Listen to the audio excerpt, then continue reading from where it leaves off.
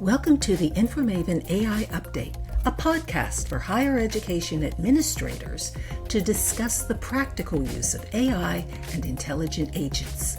I'm Mosley-Matchett, the founder and CEO of InforMaven, a company that helps you work smarter by harnessing the power of intelligent agents.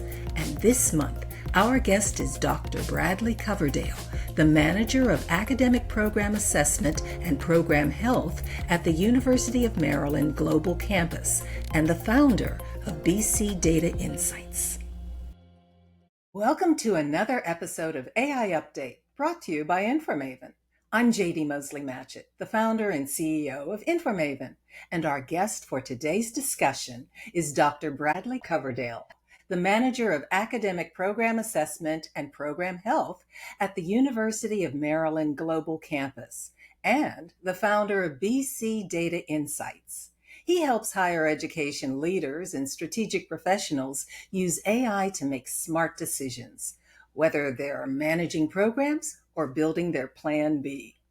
Welcome to the podcast, Brad. Thanks for having me, JD. We met at the 2024 Air Forum in Denver, didn't we? Yep. Isn't it incredible how quickly AI has advanced since then? Oh my goodness. I thought when I put that group together for us to get started, I was just at the cusp of thinking, especially because Tableau was starting to talk about Einstein and what that demo was. And so I was very curious to see where analytics and assessment and AI were all going to start to intermingle. And now you have a new company. That's pretty exciting. Yes, I have been really working and doing a lot of work with BC Data Insights, really focusing on helping strategic and analytic professionals to help them to plan their Plan B using their skills and expertise that they already have now and moving at 1 hour at a time. We know that as professionals, we don't have a lot of time to really put in for new work. And so having something that they can build momentum on for when the unfortunate thing happens is really a lot better than them having nothing at all. That is so true. So you have some ideas that our audience of higher education administrators may find helpful when considering how AI can impact the way colleges and universities are being operated. So let's explore those thoughts, starting with this first question. When considering how administrators assess the various programs that their institutions offer, are there new ways that AI could shift how program health is currently being defined and measured? Yes, there's a lot of different ways. And I think the first thing, especially when we have any conversation about program health, it's really important for us to first think about, well, what is program health and define that to start with. And a lot of different institutions are going to have a lot of different definitions with that. In some cases, some focus really on the learning outcomes. Others will focus on the traditional metrics of headcount, retention, course success, graduation. And it is important when you're moving in that direction to think about, well, what's good and what's bad. And more the sense of, and this is one of the things we heard a lot within even my institution of, well, Brad, when do I know when to intervene? When do I know when to make that next change? Where do I need to have? Because in some cases, you could have a program director that is managing 5-6 programs, and not to mention all of the different courses that are going with them. And so it's a lot of time on top of all of the other expectations that we have for our program directors, department chairs, and the like. So it's really, really important as we move forward and to get a baseline of what is it that you're wanting to measure and how are you going to measure it. Once we have that, well, then you can really start to ask those questions too using generative AI to start thinking of what are you starting to look at. So if you have, for example, if you have a platform that you can bring in your proprietary information, then you have an option then to be able to look at those trends and say, help me understand what's going on with our particular students. Help me understand where are our potential gaps. A lot of what we see too often in higher ed is that this data is siloed. And so academic affairs isn't communicating with student affairs. And there's a lot of rich information for us to really be able to move forward. If we're talking about persistence, for example, and our students coming in that next term, well, it's really important if we already know what our chances are, or if there's students that are less likely to come back. That's really important for our program directors to know, so they know from the beginning, this is the target that the university has set for me, but this helps me to get an idea of who are these students I'm working with and which ones are planning to come back and which are not. Another thing is getting goals, being able to get that information from wherever, whether you're surveying at the beginning of your term, whether you're surveying when students come in, really getting a good understanding of why are your students there. And if you don't necessarily know that, you could use deep research as an example to go and do a deep research of you could check your own Reddit. You could see what are people saying on the internet when you're talking about with brand identity, and get a sense of, well, who are our students, and where are they going, and what are and why are they here? Because students that come to an R1 are likely going to have a very different reasoning for be here than someone going to community college, someone going to an open institution, someone attending online. And it's really important that we are addressing those particular needs. And in some cases, not everyone's here necessarily for credentials. Some are here to transfer. Some are here to just get a couple of courses to meet a requirement, whether for a job or to be able to move forward. And so it's really important as we are tracking and saying, well, what goals are we meeting, that we understand what the student goals are as well. So that's better aligned. It also helps when we're meeting with the needs of our employers as well. So having that extra bit of information really helps us to see where do all of these pieces come into play. And again, generative AI can be used as kind of your assistant. It can be used as a good thought scenario. So I use it all the time of saying, we have run into this challenge where I define what type of students we have, and start thinking about, tell me, what are the barriers that I'm not seeing when I'm just looking at the data, whether it's whether it's student life challenges that are potentially happening, things that are happening right now in the world. With us having military students, our students are all over the place, and we already know in some instances they're not able to complete their courses, and it shouldn't just be at the behest of our student affairs and our great success coaches to be able to communicate that information to the schools. The academic team should know that information as well. That's true. So, if there are inefficiencies in how student learning and program outcomes are currently being assessed, how could we use AI in a way that would prevent us from simply speeding up and magnifying those weaknesses? Sure. One of the biggest things we need to be thinking about, and this is one of the things that we are even starting to test as we're moving forward with new forms of assessment, is really looking at trying to keep things as simplified as possible, especially with the size of our institution. We have a lot of data that is coming in, and to do standard juried assessment just doesn't work. Standard sampling just doesn't work. So we're trying to see what can we do to kind of mimic that. And what we are looking at is keeping the human in the loop, in the sense of that if we're having our course learning outcomes, to have, say, our portfolio directors to be able to identify which are our exemplars, and which, so you have your expert to identify which are your best choices and evidence to show to AI to train it, to say, this is our best example. Institutions feel like they know they're putting their resources in the right direction. And at the same time, program chairs feel like they're finally being heard. It's like, well, I've been advocating this for years. It's like, well, you have, but now we've got external validation to go with it. The other way to be thinking about that would be in the instance that you don't have an industry partner, you could ask Chat to act as an agent of that industry partner. You could have a separate Chat GPT that would be running, for example, that would allow you to simulate that. Those are such great examples and really powerful thoughts.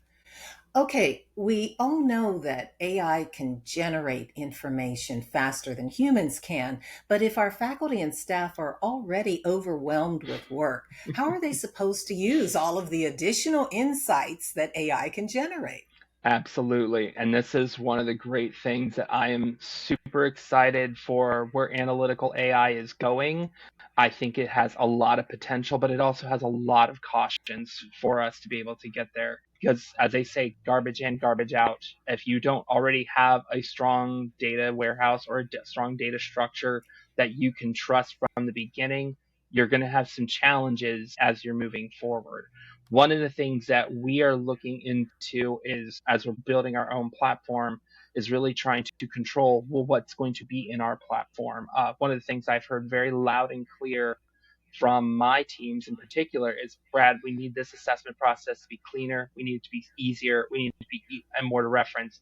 Don't give me a bunch of Excel files to go look at, don't find me a bunch of Word documents, put it all in one place. And so generative AI is a perfect place for having that kind of repository, and then asking the AI, okay, you've given us these annual reviews for the past 5 years. What are you noticing? What are the trends that we're still seeing?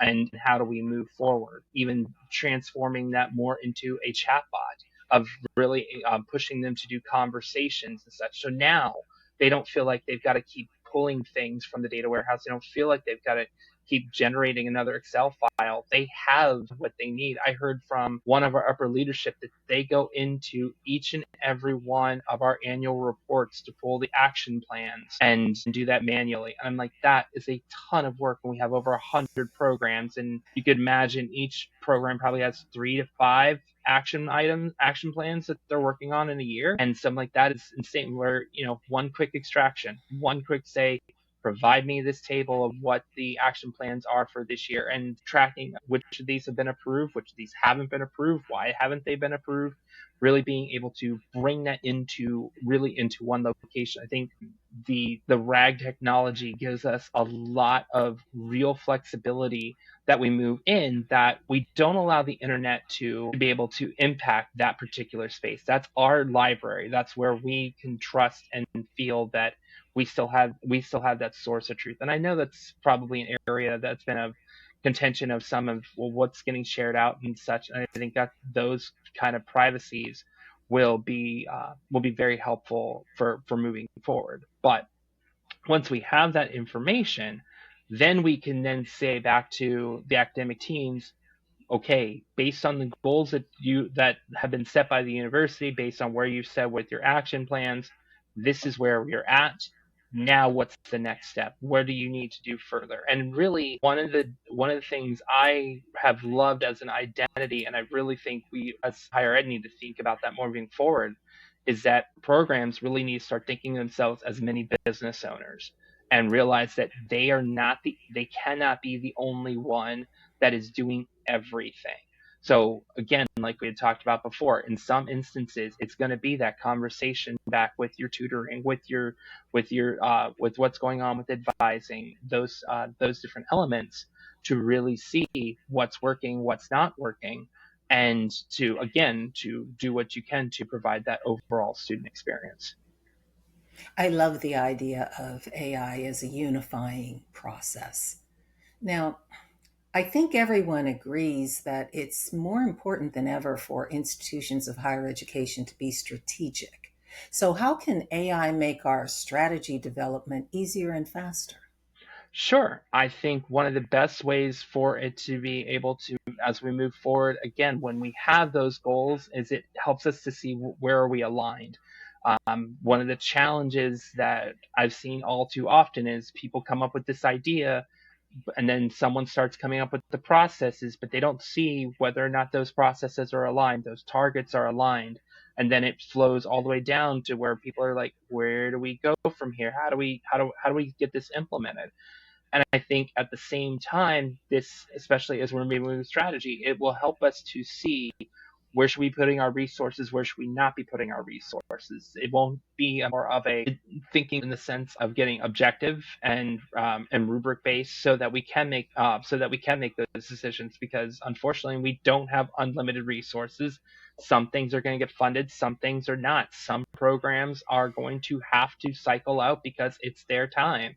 If someone was doing an eBay e-commerce webpage that right now, that would probably not be necessarily the best of moves for moving forward. That time and that time has passed. And I think using AI to help us to really think about, well, what are the other things I'm not thinking about, putting in when I'm communicating with my teams and I say, this is the problem. Help me understand where are the flaws, what are the questions that they're going to have, because that'll make me sharper and make it so that we have a lot less time taken for us to be able to move forward. It's a lot less needed for clarity's sake. We can now start moving, especially, my goodness, even with what is happening now with chat transcripts and keeping everyone up to date. Like we keep so many meetings recorded now because there's just so much information. It's like, I just need this quick takeaway, and I don't remember what decision we made 4 months ago, and no one wants to take notes the way that we had to before. They all want to be contributing to the conversation because we are moving at the speed of information so quickly. A couple months ago, you said we were doing this. Are we still doing this? Are we moving in that direction? How does that line up with where you're going? I think those are a lot of great tools for us to continue to be building that strategy and really to move us forward.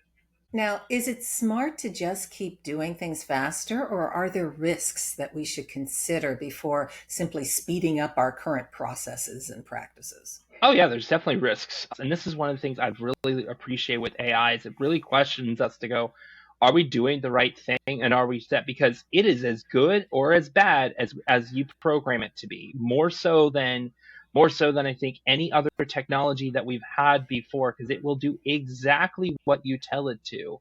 I can ask it and say, well, why'd you do it like this? It will tell me. And so then I can start to understand of, oh, no, that's not what I meant. And this is the fallacy for us to be able to move these things forward. But again, it comes back to what we've said before. Like, I've seen so many people now being like, we now need to have a very clear data dictionary. We need to have a very clear set of data for us to be moving forward, and using AI as the driver, because they're recognizing that we can't move forward, and we're going to fall behind our competitors because we've been putting up with bad practices and bad processes that we always said we'd get to someday. Well, someday has arrived. And now it's the question of, are you going to put in the time, the effort, and the resources to do it? Nobody wants to go through 300 dashboards and say, these are still good, these are not still good. But somebody needs to do that. Nobody wants to necessarily go through a bunch of different processes and things that have been happening. But at the same time, those need to be mapped out so that we can understand, well, what can be automated, what can't be automated, because you can't get to faster if you don't already have a process that manually you agree with, and you recognize where the potential flaws and biases are with it. So in that sense, this is still why we still cannot go fully automated with everything. There still has to be a human to be monitoring what processes are being done. Are they meeting certain requirements? Are they meeting certain quality expectations, especially as we move forward? I mean, one of the big things we've seen a lot, especially in the higher ed space, talking about automation, is degree transcripts for validation and verification purposes. Those are a lot of manual work that eventually we want to get to an automated process, but when there's a bunch of nuance and caveats that an AI is not going to know about those unless you put those into the script. And that's one of the great things. AI is constantly learning, but we have to be willing to be patient and continue to teach it and provide it that source information. You're absolutely right. There still is a lot of work to do. However, one of the beauties of AI is that it can help us understand what's going on in those processes and what we need to tighten up. So it's a two-edged sword. Yes, yes. Oh, this is great. So I really appreciate your time with us today. It's been a powerful discussion, and you've pointed out some frequently overlooked consequences when higher education administrators fail to be strategic about implementing AI. And I love the way that you pointed out that saving time and effort shouldn't be the only goals when adopting AI, because this new technology really requires us to think in new ways if we want to effectively benefit our institutions. Thank you so much for sharing those insights with us. Absolutely. Thanks for inviting me. For more information about AI news and trends that are directly impacting administrators in higher education, please follow InforMaven on LinkedIn and visit our website at InforMaven.ai. This recording is a production of InforMaven LLC, all rights reserved.